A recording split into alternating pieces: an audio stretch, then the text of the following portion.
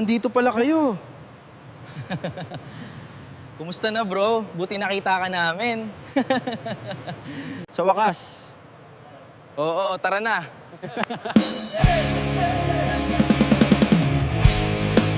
Sa bawat araw na lumilipas at walang katapusan, ang pag-ibig na walang wakas. Yeah. Sa taas ng upuan, sino bang tunay? Boses ng bayan o puro sablay? Oh! Reggae vibe, drill, yeah,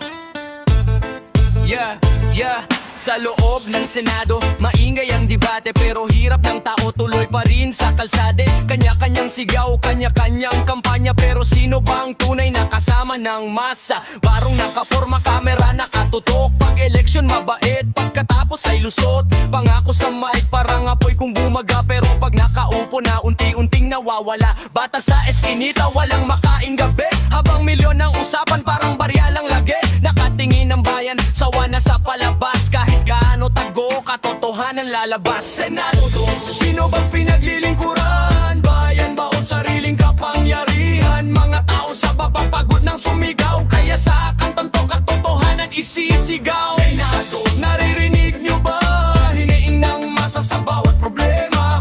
Hindi kailangan ng puro salita, kundi gawa para sa Pilipinas natin lahat. Mainit ang ulo parang apoy sa mesa, pero simpleng mamamayan lugmok pa rin sobra. Traffic, gutom, taas presyo ng bilihin, habang iba nagpapayaman sa dilim. Hindi lahat masama, meron ding totoo, mga handang tumulong kahit walang camera show. Pero mahirap magtiwala sa sistemang bulok kapag pera ang hari at konsensya nalulunod. Kabataan gising hindi na nagpapasilaw, kada kilos bantay, bawat galaw inuusap. Kaya ingat sa salita, ingat sa galawan, dahil ang bayan ngayon marunong ng lumaban. Hindi ito simpleng tugma lang sabit, boses ito ng taong gustong marinig. Kapag ang ustisya naging negosyo drama, magigising ang apoy ng masa. Senado, dapat para sa tao, hindi para sa trono ng